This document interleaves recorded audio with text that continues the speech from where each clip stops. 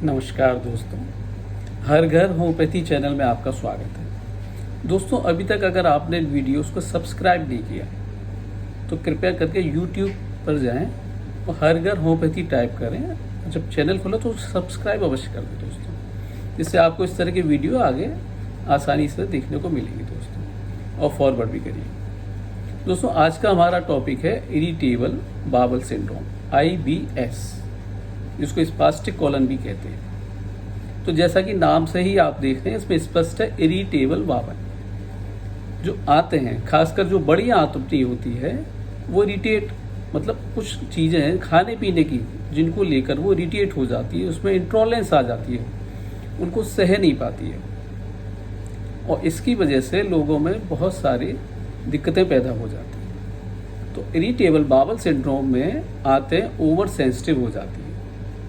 आंतों के over sensitive होने की कई वजह हो सकती है दोस्तों। कुछ जेनेटिक कारण भी हो सकते हैं, कुछ आज की जो लाइफ स्टाइल है, तनाव भरी जिंदगी है, वो एक सबसे बड़ा कारण है उसका, और फास्ट फूड का सेवन ये भी दूसरा बड़ा कारण है उसका। तो एक तो हमारी जो हैबिट्स हैं उनमें जो बदलाव आ गया है, उससे भी ये सारी दिक्कतें पैदा हो रही है दोस्तों। तो बड़ी आंतों में जो नर्वस सिस्टम है, जो ब्रेन से अटैच रहता है, उसके बीच का जो तारतम्य है वो गड़बड़ हो जाता है दोस्तों। तो वो तारतम्य गड़बड़ होने से जैसे ही हम कुछ खाते हैं पेट में दर्द होता है, पेट में गैस ज़्यादा मात्रा में बनती है, खाने के तुरंत बाद पेट फूल जाता है, कभी डायरिया होता है, स्टूल लूज हो जाती है, कभी कब्ज की प्रॉब्लम हो जाती है। इस तरह के लक्षण इरिटेबल बावल सिंड्रोम में आते हैं। तो इसमें घबराने की बात नहीं है दोस्तों, इसमें कुछ अपनी जीवन शैली में बदलाव करने की ज़रूरत है, और लाइफ स्टाइल में तो बदलाव करें, साथ साथ खाने पीने की जो आदतें हैं उनमें भी हमें बदलाव करना चाहिए। और दूसरा एक जो सबसे बड़ा कारण होता है इसका, वो है स्ट्रेस, तनाव। आज की लाइफ के अंदर जो तनाव है लोगों में, वो भी एक बड़ा कारण है। तो इसको, स्ट्रेस मैनेजमेंट को भी हमको सीखना है। और होम्योपैथिक दवाइयाँ, जैसा कि आप जानते हैं, मेंटल सिम्टम पे बहुत अच्छा काम करती है।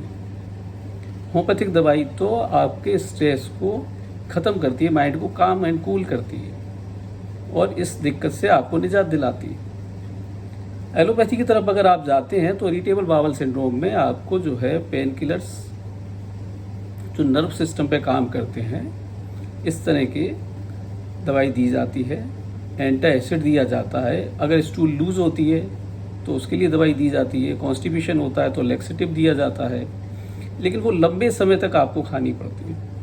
धीरे धीरे फिर उनके साइड इफेक्ट्स भी बॉडी पे आने लगते हैं। वहीं दूसरी तरफ होम्योपैथी में जब आपको दवा दी जाती है तो चूंकि यहाँ व्यक्ति परक चिकित्सा होती है, हर व्यक्ति की केस टेकिंग के हिसाब से ही उसके जो सिम्टम है, उस ओवरऑल सिम्टम के आधार पर दवा का सिलेक्शन किया जाता है, और वो दवा आपके माइंड से लेकर बॉडी तक काम करती है, आपको स्ट्रेस फ्री करती है। तो होम्योपैथिक दवा सेफ मेडिसिन है, जैसा कि आप जानते हैं, और इरिटेबल बावल सिंड्रोम के लिए तो बहुत ही अच्छी है होम्योपैथिक मेडिसिन। कुछ केसेस ऐसे होते हैं जहां हमको एलर्जी टेस्ट कराने की ज़रूरत पड़ती है, फूड एलर्जी, जैसे कि पिछले एलर्जी वाले टॉपिक में भी हमने बताया था। जो आते हैं कुछ फूड के इंग्रेडिएंट्स को लेकर ओवर सेंसिटिव हो जाती है, तो जैसे ही वो चीज़ आंतों में पहुँचती है, पेट में ब्लॉटिंग होती है, दर्द होता है, मरोड़ होती है, डायरिया हो जाता है या कॉन्स्टिपेशन हो जाता है। तो एलर्जी जांच कराने से हमको मालूम पड़ जाता है किस चीज़ से एलर्जी हो रही है, तो उन चीज़ों को 3-4 महीने बिल्कुल बंद कर देती है, और उनके आधार पर भी होम्योपैथिक दवाइयों का सिलेक्शन किया जाता है और वो दवा चलाई जाती है, जिससे बॉडी जो ओवर सेंसिटिव हो गई है आते उन चीज़ों को लेकर, वो सेंसिटिविटी धीरे धीरे कम हो जाती है और ख़त्म हो जाती है, और आप उन चीज़ों को आगे जाकर ले सकते हैं। तो सबसे मेन चीज़ जो है इरिटेबल बावल सिंड्रोम के अंदर, वो है स्ट्रेस मैनेजमेंट। तो उसके लिए आपको ध्यान और योग का भी सहारा लेना चाहिए। खाना पीना संतुलित हो, तला चिकना, मिर्च मसाला, फास्ट फूड, एल्कोहल, तम्बाकू ये ना, कम से कम सेवन हो इनका, ध्यान लगाइए। होम्योपैथी में बहुत सारी दवाइयाँ हैं जो आंतों के लिए हम लोग देते हैं। इसमें सबसे टॉप की जो मेडिसिन है वो हम बताते हैं आपको, अर्जेंटम नाइट्रिकम। अर्जेंटम नाइट्रिकम क्या है दोस्तों, आदमी के माइंड में भी काम करती है और स्ट्रेस की बहुत अच्छी मेडिसिन है। इसके अलावा नक्स भूमिका, आजकल का जो खाना पीना है, फास्ट फूड है उसके लिए बहुत अच्छी मेडिसिन है। उसके अलावा हाइड्रेस्टिस, सिम्फाइटम, कार्बोवेस्ट, चाइना और भी सारी दवाइयाँ हैं, जैसे कि पल्सेटिला है, जेल्सिमियम है, कैलकेरिया कार्ब है। और अगर किसी फूड इंग्रेडिएंट से आपको एलर्जी आती है तो उससे संबंधित दवा होम्योपैथी के अंदर भी होती हैं। जैसे कि कुछ मरीज हैं जिनको एक्स से प्रॉब्लम आती है, तो इसके लिए हम लोग टोस्टा ओवा मेडिसिन यूज़ करते हैं। इसी तरह अलग अलग इंग्रेडिएंट्स हैं, उनके लिए अलग अलग मेडिसिन भी होम्योपैथी के अंदर मौजूद है, वो आप ले सकते हो दोस्तों। तो इरिटेबल बावल सिंड्रोम कोई बड़ी समस्या नहीं है। अब एक पेशेंट हमारे पास आते थे, वो काफ़ी साल से परेशान थे और कई साल से दवाई खा रहे थे, एलोपैथिक दवाई खा रहे थे, लेकिन दिक्कत में आराम नहीं हो रहा था उनको। जब हमने फूड एलर्जी जांच उनकी कराई तो उनको अदरक से आया और दिन में 4-5 बार वो चाय पीते थे अदरक डालकर।